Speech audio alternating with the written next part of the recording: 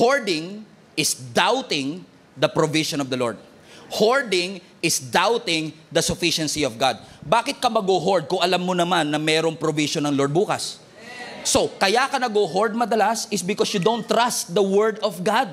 Na nung nagsalita ang Diyos that He is able to provide all your needs, sinabi mo, Amen, pero sa isip-isip mo, hindi ako sure. Maniniguro ako. Natataw lang ako, pero aminin ko sa inyo yung totoo, ganyan din ako.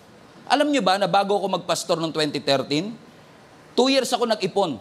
Kasi alam ko na mahirap maging pastor at pakiramdam ko walang future ang maging pastor kasi tatay ko mismo pastor. Ayokong matulad sa kanya o matulad yung hirap na pinagdaanan niya, yung mapagdaanan ko.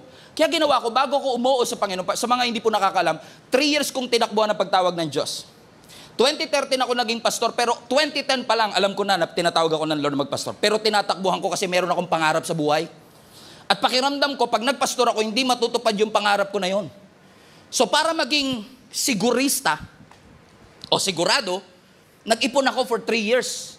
Para sabi ko, kung magpastor man ako, at least meron akong ipon, pag kinapos, meron akong mahuhugot. Hoarding.